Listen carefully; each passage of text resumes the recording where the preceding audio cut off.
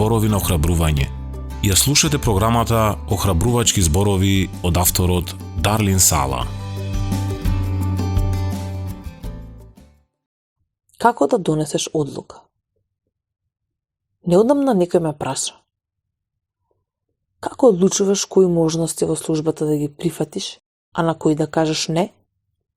Прашањето е навистина добро. Мојот супруг и јас добиваме многу покани за служење секоја година, повеќе од кои што можеме да прифатиме. Мора да донесеме тешки одлуки, дали да речеме да, ќе дојдеме таму, или не, жал ми е, но не можеме. Еве некои принципи кои ни помагаат да одредиме Божјата волја и кои можеби ќе ти помогнат и во твоите приоритети. Дали ова можно се поврзана со даровите и способностите? Дали Бог те поучил на вистините кои би биле корисни за споделување со оваа една група луѓе? Дали можноста се совпаѓа со распоредот на кој веќе си се посветил?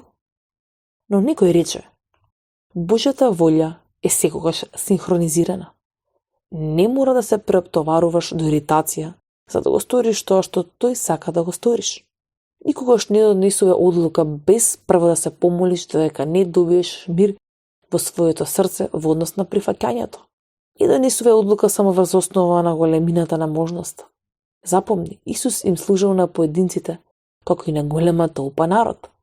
И најпосле, дали искрено можеш да ја завршиш оваа работа, а сепак да ги задоволиш потребите на твоето семејство и своите потреби исто така? Како христијански водач, ако ѓаволот не може да те натера да сгрешиш, ќе те натера да изработиш до смрт. И во двата случаи нема да му користиш на Бог. Па само затоа што нешто треба да се стори, не значи автоматски дека ти си тој што треба да го заврши. Потребата од служба и повикот кон таа служба не се нужно истата работа. Мора да одржиш дали Господ сака да кажеш да. Бог ветува: те поучив на патот на мудроста, те вратив на правите патеки. Не ќе ти се заплеткаат чекорите кога ќе почнеш да одиш.